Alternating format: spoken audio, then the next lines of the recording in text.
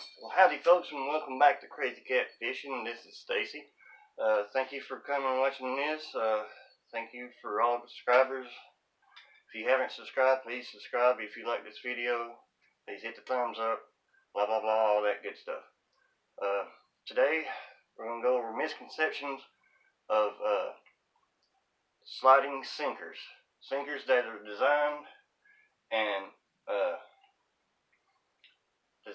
to stay on the bottom and are sold as such that they sit on the bottom and allow the line to freely float or run through the sinker without the fish feeling the resistance of the weight.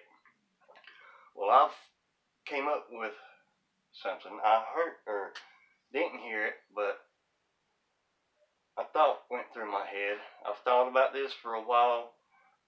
It really got on my mind real hard and heavy last night when I lay down to go to sleep, so much that I had to get up, set everything up in my hallway, and run some tests on it before I made a video. Once I ran the test, I was like, you know what, I've got to make a video about this, just because.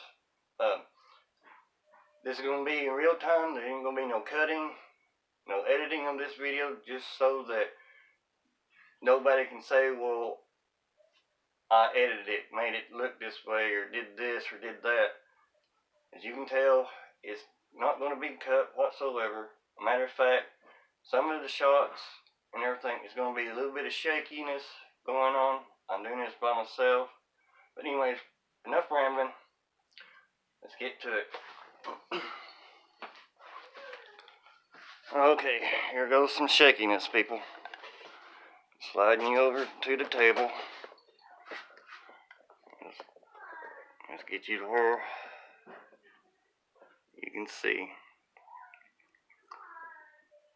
In almost every video that I've watched of people talking about sinkers that are used for this purpose will show you that it sets still and the line flows right through it. You know, the fish doesn't feel no resistance, the sinker doesn't move. Now, do you see why this works right off the bat? Let me ask you that. Do you see why this works? There's slack in their line.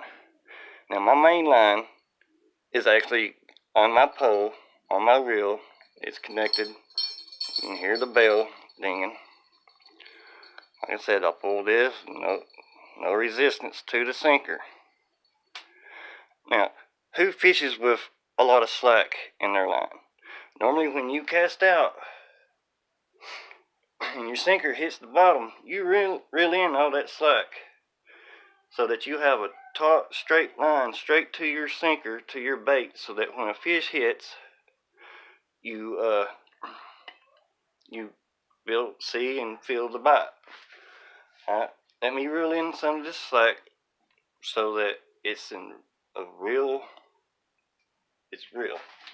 Alright, so, and before some of y'all start saying, well, your distance between your sinker and the tip of your rod is too short, that's going to make a difference.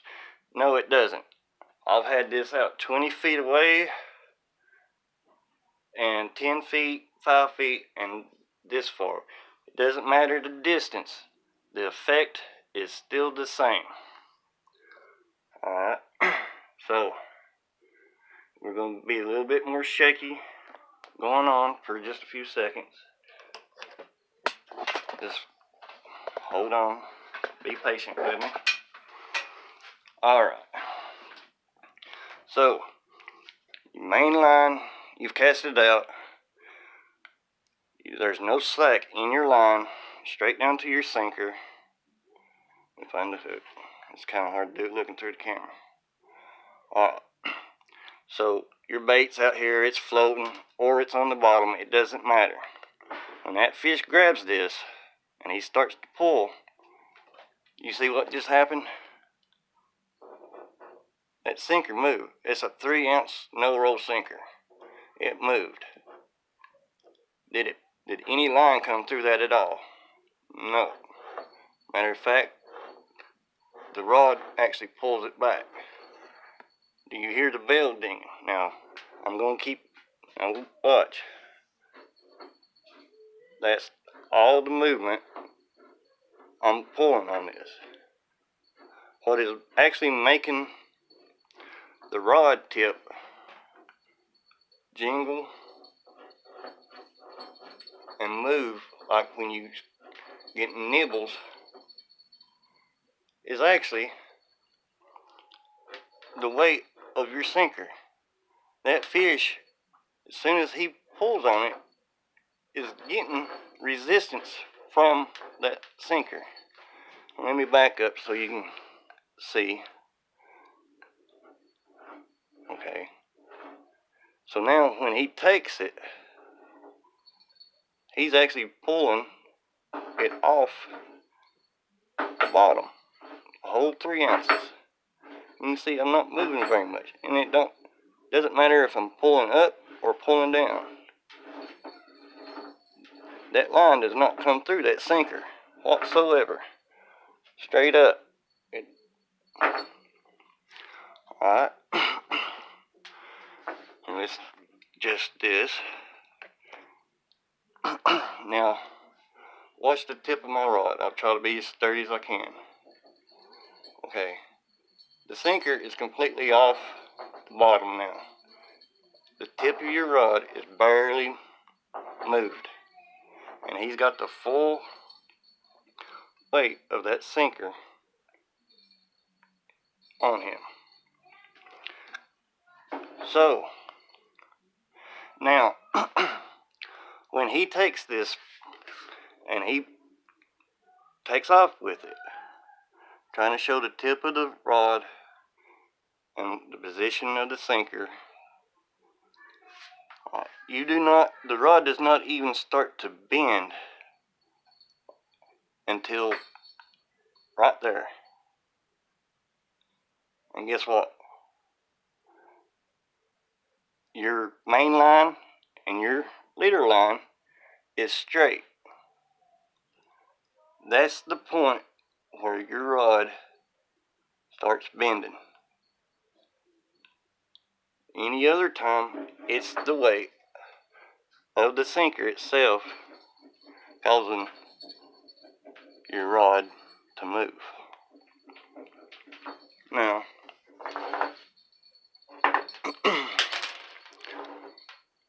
alright, well, some of y'all are probably saying, well, I use a bait runner, bait clicker. Well, let me show you something. Alright, I've showed you that the only way that line is coming through that sinker without that fish feeling the resistance of that is there's slack in your line. I don't know about you, but I don't ever keep no slack in my line. Just not unless you're like in a pond or a body of water that the wind is not blowing, there's no current whatsoever. Alright, so now I have a spinning reel.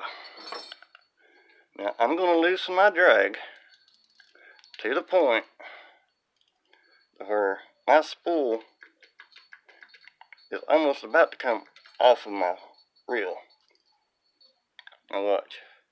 I'm going to reel in the slack. You see it spinning. Alright, go straight. I'm reeling. It ain't moving that 3 ounce sinker, not one bit. It's almost the same as being free spooled. Watch. I'm just barely pulling that, and it pulled the line. Oh, trying not to trip over stuff. Now let's see what happens. What do you think? Do you think the sinker's going to move, or is it going to sit still? Here's the hook. There's the sinker. It moved it. Moved it all the way out here. That fish still feels the full weight of that sinker. So when they try to tell you that those type of sinkers will allow line to come through will allow a line to come through your sinker without the fish feeling the weight of that sinker, someone lied to them. I'm not saying they lied to you, but whoever marketed them sinkers has lied to people, and then people, without thinking, took their word as truth. I don't take everything I hear as truth. I test it. I put it to the test to see if it actually does what it's supposed to do. Now, yes, sinkers, every sinker has its own purpose. They excel at certain things. But as far, and you've just seen with your own eyes in real time, the only two ways that fish is going to pull that line through that sinker without feeling the resistance of that sinker is, one, you either have a lot of slack in your line, and then usually then you've only got about 6 inches before that sinker, he feels that sinker, the weight of that sinker. Now there's another way, is if you've got your bail completely opened and allow him just to take off and no resistance whatever, that sinker will set still. I tried that experiment, and because my bail was open when I pulled, it caused such a big bird's nest that it took me 10 minutes to get. Okay, sorry folks, for some reason my phone just cut off. I said I wasn't going to edit and do anything, but the main part was not edited. I want to thank you for watching. I'm going to go ahead and end this right now before my phone cuts off on me again. Like I said, thank you for watching. This is Crazy Cat Fishing, signing off. See you next time. Peace. Tight line. Here's a little clip of my catfish during a feeding frenzy. Enjoy, and thank you for watching.